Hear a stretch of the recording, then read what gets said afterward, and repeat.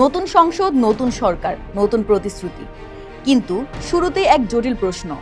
সংসদ সদস্যরা এমপি হিসেবে শপথ নিলেও সংবিধান সংস্কার পরিষদ এর শপথে নেই দেশের অন্যতম বড় দল বাংলাদেশ জাতীয়তাবাদী দল বিএনপি। তাহলে এই পরিষদের ভবিষ্যৎ কি? গণভোটে জনগণ হ্যাঁ ভোট দিয়ে সংবিধানের সংস্কারের পক্ষে মত দিয়েছেন। সেই গণভোটের ফলের ভিত্তিতেই রাষ্ট্রপতি জারি করেন সংবিধান সংস্কার বাস্তবায়ন আদেশ 2025, যা জুলাই সনদ নামে পরিচিত। এই আদেশ অনুযায়ী নির্বাচিত সংসদ সদস্যরাই পদাধিকার বলে সংবিধান সংস্কার পরিষদের সদস্য হবেন। আর নিয়ম অনুযায়ী সংসদের স্পিকারই এই পরিষদের সদস্যদের শপথ পড়াবেন। ইতিমধ্যে বাংলাদেশ জামায়াতে ইসলামী এবং জাতীয় নাগরিক পার্টি এর বিজয়ী সদস্যরা পরিষদের সদস্য হিসাবে শপথ নিয়েছেন, কিন্তু বিএনপি তাতে অংশ নেয়নি।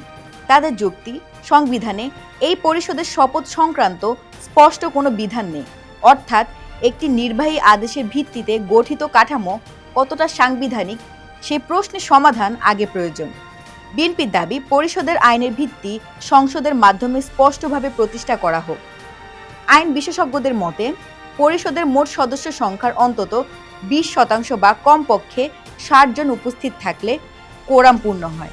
বর্তমানে 77 জন সদস্য শপথ নেওয়ায় তাত্ত্বিকভাবে পরিষদের কার্যক্রম শুরুতে বাধা নেই, অর্থাৎ আইনি দিক থেকে কাজ শুরু করা সম্ভব।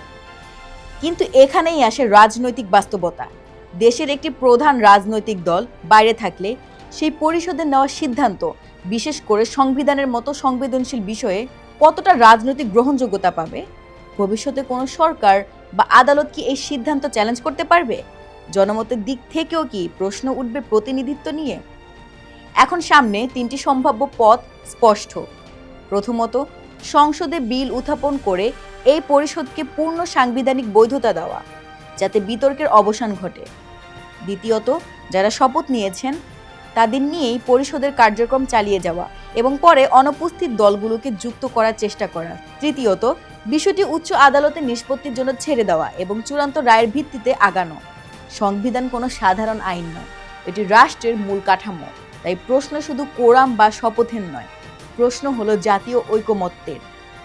সংবিধান সংস্কার এটি কি কেবল আইনি প্রক্রিয়া, নাকি রাজনৈতিক আস্থার পরীক্ষা? বিএনপি বাইরে থাকলে এই সংস্কার কি সবার হবে, নাকি কেবল সংখ্যাগরিষ্ঠের? দর্শক, আপনার মতামত কি? কমেন্টে জানান।